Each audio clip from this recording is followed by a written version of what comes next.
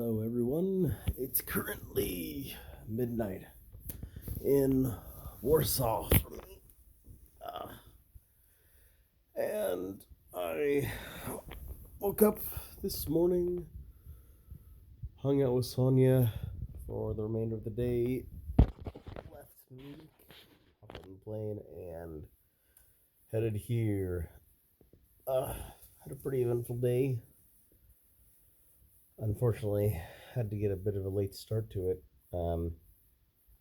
due to the way the German public transit tickets work. During the weekend, Sonia was able to buy these tickets that were unlimited rides for two people, so we would share those the whole time. But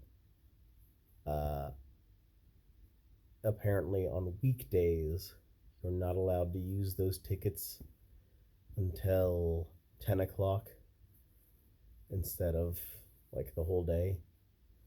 So the other days we tried to meet up early-ish, but today she had no choice but to arrive at the hotel at 11, where I had to check out, but thankfully they were nice enough to hold my luggage and let me come back to grab it all instead of having to lug it around Munich for many hours because my flight was at 8 p.m.,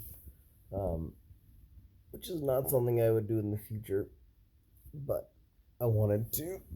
I figured if I was already in Munich, I could go ahead and have a full day of hanging with Sonia, since I came all the way out there to see her. So we started the day. I took her to a Five Guys, which we saw by the Glockenspiel, pretty close to it.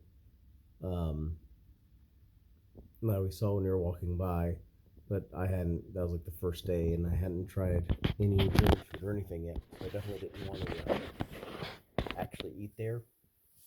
However, by today, we had tried a lot of German food, and a lot of it's really similar. Sonia herself says German cuisine is quite boring. It's definitely good, but it is a lot of very, very similar things for the most part. So I figured I would take her to Five Guys because it was the one thing I knew that would probably be able to get her a true, juicy, wet goodness American burger. And it was exactly the same as any Five Guys in America, which is exactly what I was hoping for. And she was taken aback by the size of the burger, the messiness of it, and of course, being Five Guys, the insane amount of fries that are given to you. Surprisingly, she ate the entire burger. She's pretty small. It was an impressive feat. She seems to have gotten close to vomiting in the process, but it was good enough that she crammed it down and threw it anyway with me cheering her on. After that, we went to the English Garden, which is a very, very large park in the center of Munich, where it's apparently, Sonia told me that multiple times. I think it's like 3 times bigger than Central Park. But it's enormous. We walked around, saw some of it, stopped at some beer garden while we were there. And they've got a bunch of like little strange things. There's a little area where the river comes through the park, where it's routed through the city itself. And because it's routed through the city, they needed to like tighten it down, I guess, to conserve space. So when it comes out into the park, it's pushing out very fast, and it creates a little surf zone. So right in the middle of the park, right by the street, there is a bunch of surfers standing right next to what looks like a reservoir exit, and there's just like a road behind them with like a whole bunch of apartment buildings and cars driving by, and they're just surfing and doing their best. It's really interesting to watch. Apparently, even more shocking is just like it looks like a thing like the local kids like would find to do, but like no, you can find it on Google Map. It's like the Icebach or something. Uh, I could find it on Google Maps. It's on the south side of the English Garden, but you know, it's hard to show over video. Um, After that, we went to the Odeonsplatz, which Sonia had thought about showing me uh, early in the day, and I decided I didn't really want to bother trying to go see it because I didn't want to cram our day full because we only had so many hours. But we ended up walking through the English Garden, and it was actually kind of right there. So it's like, all right, let's see if we can walk over there. We still had time. Um, so I walked by that. It's basically, unlike most of the other things, it's actually just a big open square. It's got some real cool buildings and artwork around it. But we just sat there, had a drink, and enjoyed the scenery. And then while sitting there, we just were staring at one building. It has like a whole bunch of statues and everything on it. And Sonia herself said, she's like, I've passed through the square like a million times, like going to a doctor that's nearby, and I never actually stopped to look at it. I don't even know what that building is. And so we looked on Google Maps. It was apparently a church. So we stepped inside, and it was just, another massive, glorious, like old school church. It was absolutely beautiful inside. But after that, we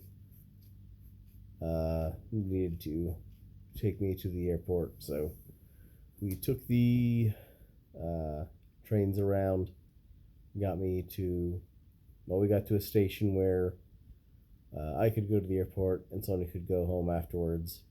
So we sat there and then waited for a bit and said goodbye and all that.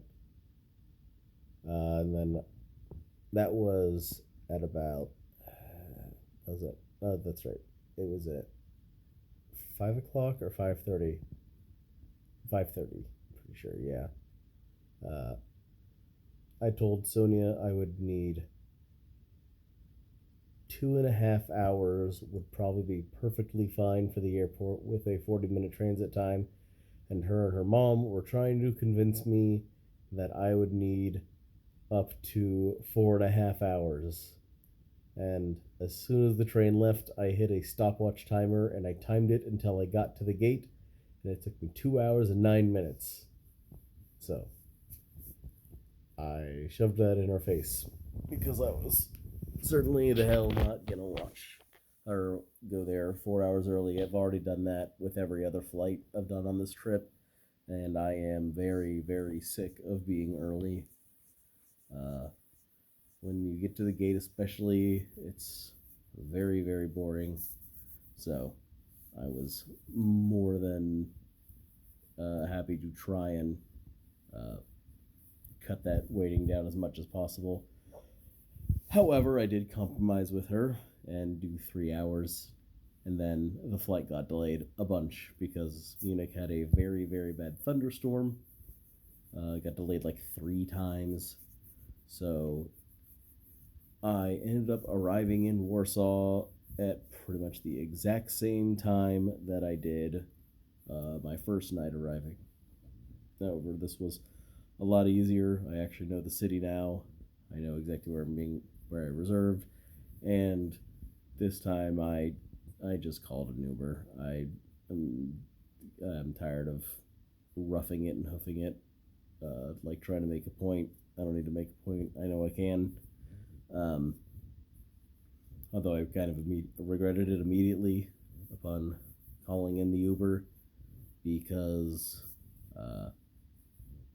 what was it? It was like I was at the airport and I'm on the lower airport area, and I'm looking at Uber fares, And it's like 20 zloty, like 20, 28 zloty, which is less than a bunch of meals I've eaten.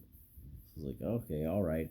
And then I'm trying to set it, the Uber's like making you set a designated pickup point because you're at the airport, I guess. And so I go to one of the designated pickup points, and then the price shot up to like 59 zloty, which honestly I don't think really is still that much. I think it's, what is it, $10, a little more than $10, by like 15 or so, but it's wasn't that bad, but it's still annoying to see that price jump up. Anyways, I have rented out for about a week the